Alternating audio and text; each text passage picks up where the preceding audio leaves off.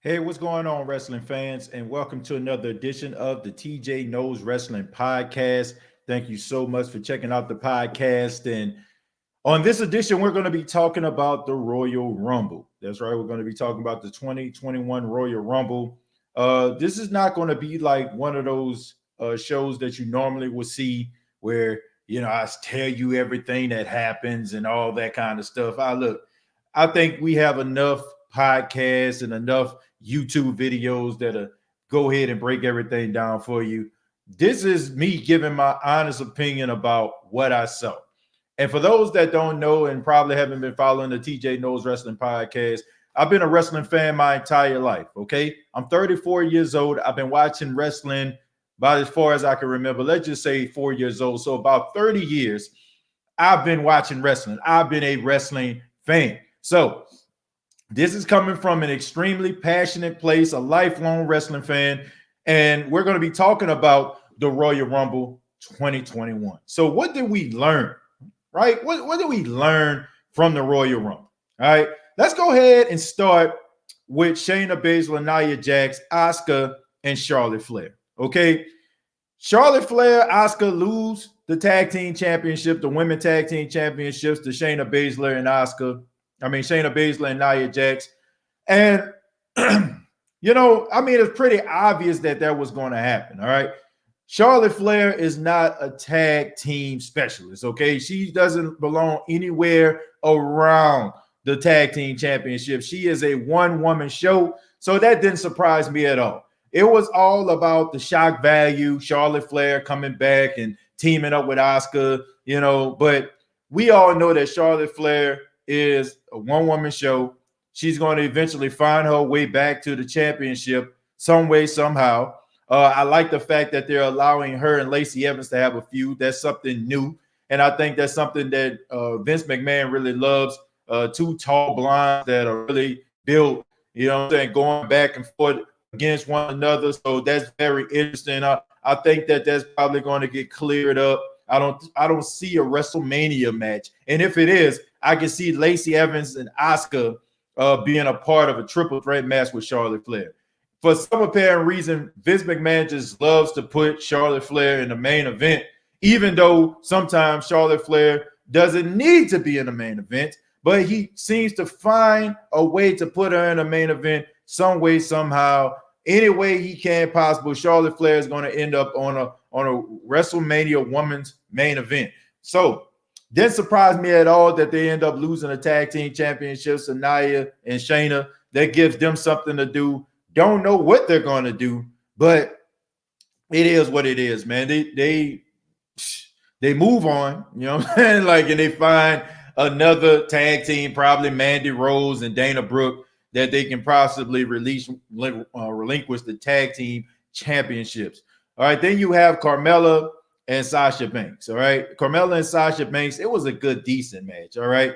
Sasha Banks, I like the fact that they're actually pushing Sasha because she is definitely one of the best women that the WWE have on the roster. I think that she's been doing some of her best work, and I think that she is really taking a ball and she is running with it. I think that she is taking upon herself looking that she is the face of the SmackDown brand, even though she doesn't in real life, she doesn't even look at it that way. She just likes to wrestle. She doesn't want to be a role model. She doesn't want people to look up to her, which is a shock to me. I don't know why the hell would you not want to be a role model to some of these young kids, especially since you went to wrestling matches when you were a kid and you looked up to some of those wrestlers. So, why wouldn't you want to be a role model to these kids? I don't know, man. Sasha Banks, the non-character is a character in itself, but she is a really good wrestler. I don't understand, why would you bring Carmella back with this big, huge gimmick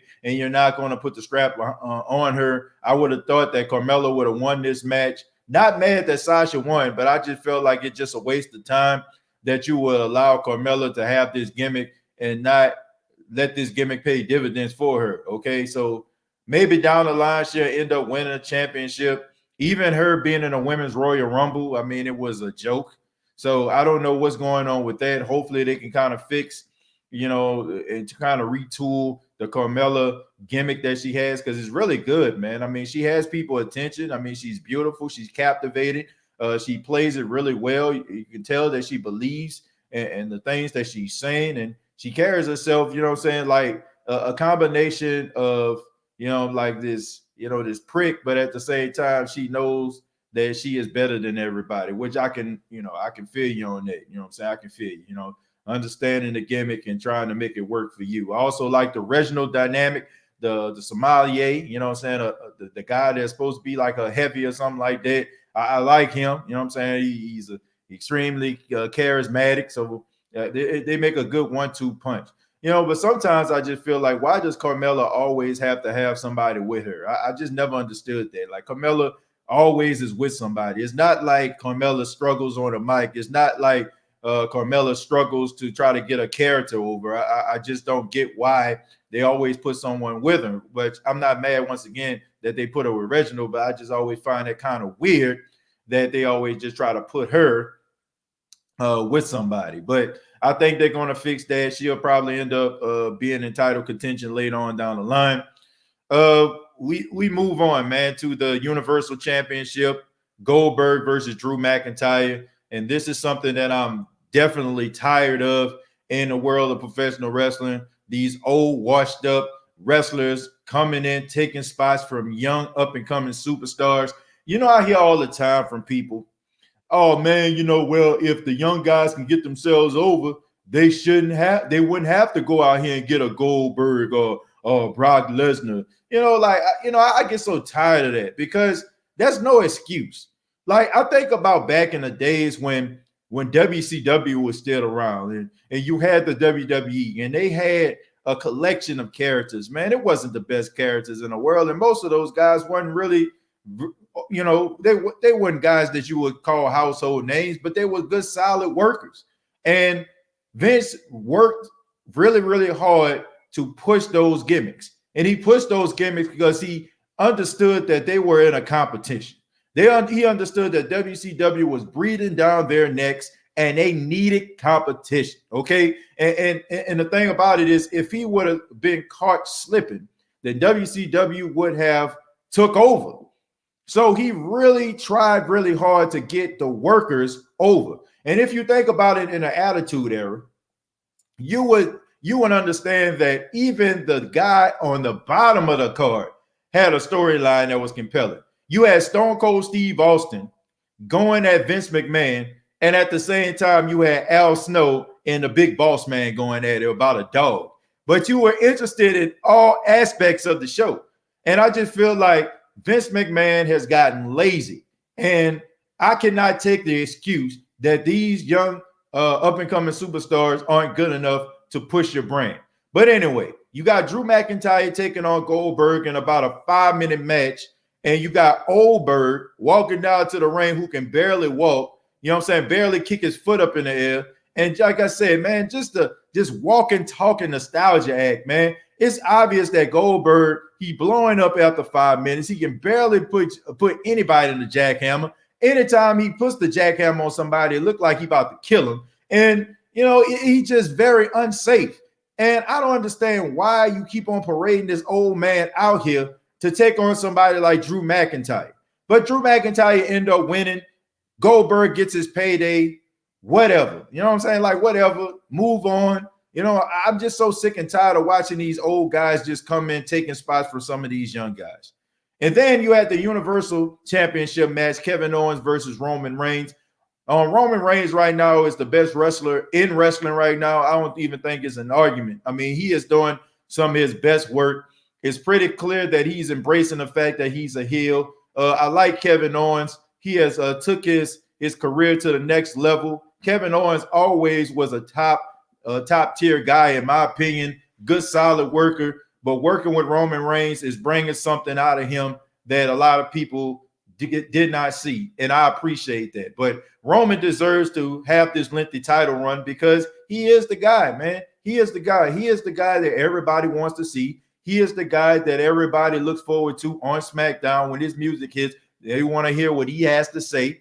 He's interested, and I appreciate that. You know what I'm saying? I appreciate him for going and thinking outside of the box and understanding that in order for him to get where he needs to be that upper echelon superstar, to be mentioned among some of the greats like the Rocks, the Stone Cold Steve Austins, the John Cena's, the Undertakers, that he had to take it to another level. And now he is doing some of his best work, man, and I can appreciate that. And so is Kevin Owens. I mean, a good solid match, probably about 30 minutes. You know what I'm saying? They had a few, snafus along the way, but nevertheless, I mean, it was a good solid match. You have to have an appreciation for both guys. Roman Reigns going into WrestleMania as the champion, I like it a lot. He deserves it. Great work by Roman Reigns. Best wrestler right now is not even close. The women's Royal Rumble. I'm happy that Bianca Belair won. I think that it was a good move. If you look at the landscape of the women's division, Bianca Belair is definitely one of the most, if not the most athletic and physically gifted woman superstar that they have right now. And she's riding a wave, man, and they definitely did the right thing by allowing her to win. I like the fact that her and Rhea Ripley were the final two in the match. You can tell that Vince McMahon has high expectation for Ripley as well as Bianca Belair. They had to let Charlotte Flair be in that mix as well because she's Charlotte Flair. But anyway, Bianca Belair winning the match, setting up a match with her and Sasha Banks is going to be interesting to see how WWE is going to make this happen. Is it going to be Sasha Banks going back to possible NXT Sasha Banks, or is she going to stay the same type of Sasha Banks she is going up against Bianca Belair? Look, I don't want to see Bianca moving on to Raw, which I don't think that's going to happen because her husband, Montez Ford, is on SmackDown. And I don't see her wrestling on the opposite brand when she can be on the same brand as her husband. So I don't see that happening. And I just think that Sasha Banks and Bianca Belair is the match that everybody wants to see because these are the two right now that are riding really, really high. I think it was going to be a good move. I think that it's going to be a solid match. I think this can be a show stealer if Vince McMahon and the bookers and everybody in the back get the hell out the way and allow these two to make magic. I think that this can be one of the best women's matches we've seen in years. Okay, so Bianca Belair winning the match. Great job by WWE for selecting Bianca Belair to be the woman that wins the Royal Rumble. And finally, we have the main event of the evening. Okay, we got the main event, the men's Royal Rumble. Once again, we have a old, washed-up wrestler winning the match, which I don't want anybody to think that I don't like Edge. I like Edge a lot. I got a lot of respect for Edge. I think that Edge is definitely one of the greatest WWE superstars, WWF superstars of all time. He deserves a comeback, everything he's been through with the neck surgeries and stuff like that. But I am just so sick and tired of watching these guys come in. They do 2 shows a year, and all of a sudden, they got the top spot, and you got all this talent in here. And once again, I don't want to hear about, nobody is over.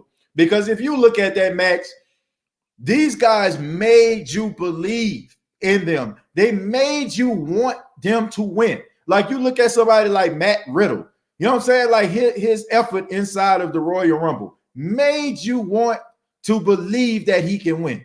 Daniel Bryan, the way that he was just going back and forth with all these different guys in the ring, and these guys were going at it, battling it out, going, throwing potatoes. It's like they were setting up moments where you're like, man, I wouldn't mind seeing Daniel Bryan versus Cesaro. Man, I wouldn't mind seeing Daniel Bryan versus Riddle. Man, I wouldn't mind seeing Cesaro versus Shinsuke Nakamura. Like, it was like these guys were working their behinds off. Big E, Bobby Lashley. All these guys were working. And all of a sudden, in comes a 50-year-old superstar whose best days are behind him. He wins the whole doggone thing. And it is absolutely embarrassing to me that Vince McMahon does not have the patience and the belief in his young superstars, man. When I think about the Royal Rumble, I think about when guys needed an opportunity, right? It was always almost like an advent of a person, right? It was always like the guy that wins. It was the guy that was on the cusp. And when he wins the Royal Rumble, he breaks through that ceiling, man. You think about people like, I know people don't want to talk about this guy now because of what he did, but Chris Benoit, you think about that, him winning. You think about Rey Mysterio. You think about John Cena. You think about Batista. You know what I'm saying? Like, you think about all these guys that broke through because of the Royal Rumble. And now you look at a bunch of guys that come in halfway wrestle, and these guys that are all here all the time, full time, giving their heart and their soul, putting it all in the ring. And just imagine, man, if you come in every single day, you work as hard as you possibly can, and then all of a sudden they got this one guy that just comes in, he gets the company car, he gets the bonus every year. He gets the sweet little office spot that's down the hall. And here you are working your ass off, doing way more than what he's doing way more. And you can't seem to get that office down the hall or that exclusive parking space. That would tick anybody off. So I don't want to hear about, oh man, these guys can't get over, because it's a business, man. Like, why we try to pretend like if Vince McMahon really doesn't want something to work, he's not going to stop at nothing to make it work. You think about Roman Reigns. Like, how many times was Roman Reigns shoved down our throats before we accepted Roman Reigns? How many times was John Cena shoved down our throat before we accepted John Cena? How many times Hulk Hogan, Ultimate Warrior? I mean, give me a break, man. How many times were these guys shoved down our throats in order for us to be like, oh, okay, man, look, fine, look, we get it. Okay, you want this guy to work. So don't give me that stuff about, oh, these guys aren't good enough. Look, I like Roman Reigns. I just talked about how I feel like he's the best superstar, but it was a time Roman Reigns couldn't talk on a mic. Roman Reigns it seemed like he had no charisma, no swag, no drip, no nothing. And all of a sudden, he still was getting pushed. So don't give me that stuff about these guys aren't good enough and they ain't got no charisma. Because look at the top guy right now. You keep on working with him and you keep on doing these things to help these guys in order to put them in a position to succeed.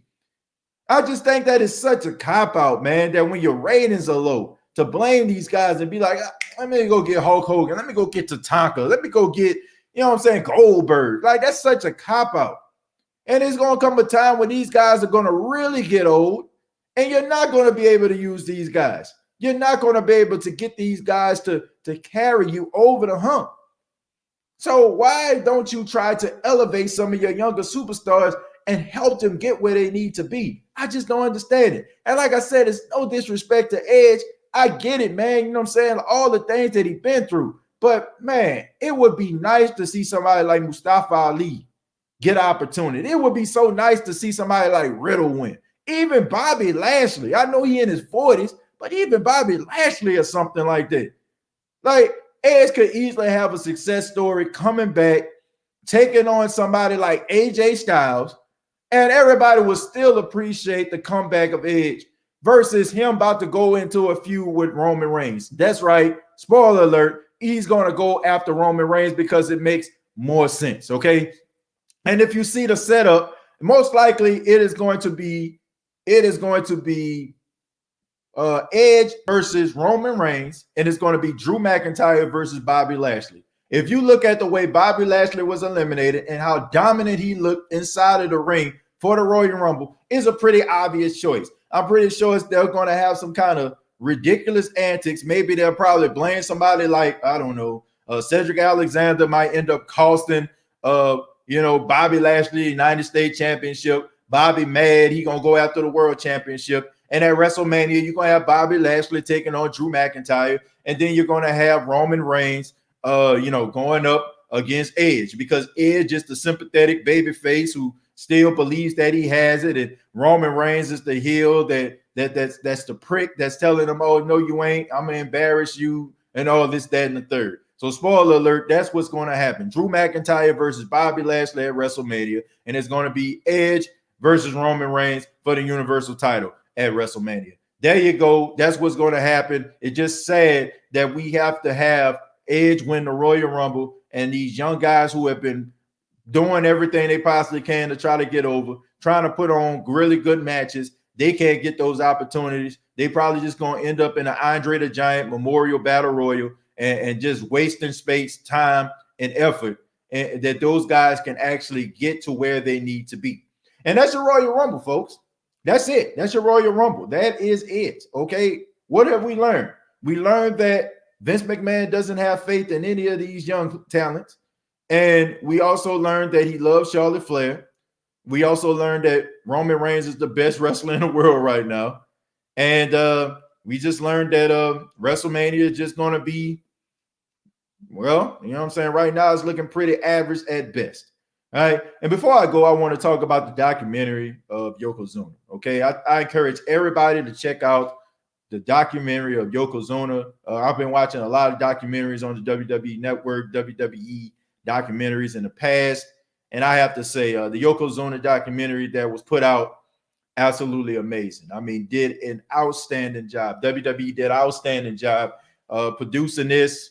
Got a lot of people from the Samoan family, Samoan dynasty, people like Rikishi, Alpha, and Sika, you know what I'm saying, Onawai family, Fatu family, all of them just talked very candid about Yokozuna and what he did, you know what I'm saying, for the world of professional wrestling, being that monster heel, being as huge as he was, man, and as agile as a cat, and how, you know, his downfall was the fact that he couldn't stop eating, man, and he ended up passing away in his sleep. I mean, awful stuff.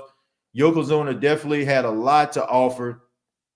He had a lot to offer, you know what I'm saying, the world. I mean, just imagine, you know what I'm saying, he would have been about 52, 53 years old if he was still alive today. Man, just imagine Yokozuna just being around here, you know, probably open up a wrestling school, probably contributing, you know, to help the next generation of superstars. But, you know, one thing that stood out to me in that documentary to me was Bret the Hitman Hart. People would say that, you know, Bret the Hitman Hart wasn't being harsh in that documentary, with Yokozuna. I mean, look, I love Bret the Hitman Hart, one of my favorite wrestlers of all time. But as he's gotten older, man, and as I start to watch him on different shoot interviews and do different things, podcasts or what have you, he's just such a bitter human being, man. Like, Bret Hart always seems to blame everybody else for things that go wrong. Like, it's never his fault. He never contributes to anything. And here he is on a Yokozuna documentary, and he's talking about, well, you know, the match had an A side and a B side, and we only finished the A side. We didn't get a chance to finish the B side. What the hell does that got to do with anything? Just say, you know what I'm saying, like, you know, it was a, you know what I'm saying, a solid match. You know what I'm saying? Like, but he is, man, the perfectionist that he wants to be. Wants to say, oh, it wasn't a 5-star match because of Yoko. Like, man, I just don't understand this dude, man. He is such a bitter human being. Like, I don't understand how anybody in the world can sit up here and try to defend Bret the Hitman Hart. I encourage every single person to go and check out the last 10 years of Bret the Hitman Hart interviews, and you tell me if he takes accountability for anything that happened in his career. Matches with British Bulldog. Oh, you know what I'm saying? Oh, he was out all night. Mr. Perfect. Oh, his back was hurt. Ric Flair. Well, you know what I'm saying? He really didn't want to drop the strap to me. Hulk Hogan. I mean, like, dude, let it go. Like, man, I understand that everybody in wrestling gets screwed over from time to time, but this guy will not let things go. Any match that's 5-star is because he booked the match. It's because he organized the match. Anything that goes wrong in a match, it belongs to somebody else. Like, give me a break, dude. It's not about you. This is a documentary on Yokozuna, and you up here talking about an A side and a B side. Then you want to throw shots at Hulk Hogan. Well, come on, man. Like, what are you doing? What the hell is you doing, man? Like, I have lost so much respect for Bret the Hitman Hart over the years. Like, dude, I get it, man, right? You got screwed and you dealt with some hard times, man. But at the end of the day, there are so many people that have got screwed and hurt by the business of professional wrestling. What makes you any different from any one of those guys? Why? Like, I just don't get it. Like, I don't get why. Like, go back. I look, if y'all think that I'm just around here being harsh, just go back and look at the last 10 years. Pick your pick. Just put Bret Hart on Shawn Michaels, Bret Hart on Mr. Perfect, Bret Hart on British Bulldog, Bret Hart on the British Bulldogs. Just go ahead and look. Tell me if anything that goes wrong in a match, Bret Hart says, well, you know, I could have did something different. If a match was 5 stars, star-studded, he booked the match. He booked the match. He takes credit for Stone Cold Steve Austin coming from WCW to WWE. He says that he went to Vince's office and said, you need to look at this guy. I mean, come on, man. Like, this dude takes credit for everything that happened that's good in professional wrestling and wants zero accountability when things are struggling in the world of professional wrestling. And you know what I'm saying? He get mad like it's not a political thing. Oh, they took the strap off me. You know, I felt like I had something left in the tank. You know, like, dude, like, get somebody else the championship. Like, you had like Shawn Michaels at WrestleMania 12 in an Iron Man match. You had him in an Iron Man match. It's clear that Shawn Michaels was the up-and-coming superstar. It was the passer of the torch. You had your run. But all of a sudden, you want to sit in the ring and mope and sop like, oh, man, I want to get my last bit of glory. Look, man, let somebody else have a turn. Anytime that the belt get relinquished off him, it wasn't the right time. He get the belt, it's the exact same time. Got problems with every single person in professional wrestling. Everybody wanted to bury Bret Hart. Eric Bischoff wanted to bury Bret Hart. Kevin Nash wanted to bury Bret Hart. Hulk Hogan wanted to bury Bret Hart. Shawn Michaels wanted to bury Bret Hart. Vince McMahon wanted to bury Bret Hart. He is a bitter human being. And I just looked at that documentary on Yokozuna, as great as it was. I'm like, I could have did without the commentary of Bret the Hitman Hart. And if you're not happy and you're not satisfied with WWE as a whole, why the hell do you keep coming back? What's up with the Stockholm syndrome of WWE? What's up with that? You know what I'm saying? If you have been tortured so much by this company, why the hell you keep coming back? Why are you still on interviews? Why are you still limping to the ring? I'm just being serious, man. If somebody did me wrong, I don't want to be nowhere around them. Like, don't like, there's not an amount of money. There's not an opportunity that you can present to me that would make me want to be a part of whatever you're doing. Bret the Hitman Hart is, and it's sad, one of the most miserable human beings I've ever seen or heard in my entire life. And it's absolutely sad. It's absolutely sad. But that's what I think, man. Check out the Yokozuna documentary. If you haven't checked out the Royal Rumble, please do, man. Tell me what you all think. Tell me what you think about the Royal Rumble. Tell me what you think about the Yokozuna documentary. Comment down below, like and share this video. This has been the TJ Knows Wrestling Podcast. Really do appreciate you all for your time. Please subscribe to the YouTube channel, youtube.com. Search TJ Knows Wrestling. Later on, we will be profiling a wrestler. We do this every single week. We select a wrestler and we give our honest opinion on that particular wrestler. We're about 5 episodes in. The last episode, we talked about Kurt Angle. We talked about Hulk Hogan. We talked about Bret the Hitman Hart. Man, we talked about so many other people. Chris Benoit was the last episode that we did. And, we talked a little bit about his career and, also the tragic death of him, what he did to his family. You know what I'm saying? It's very unfortunate. Later on in the week, we'll have a selected wrestler we're going to profile. So you don't want to miss that. Till next time, I'll see you down the road.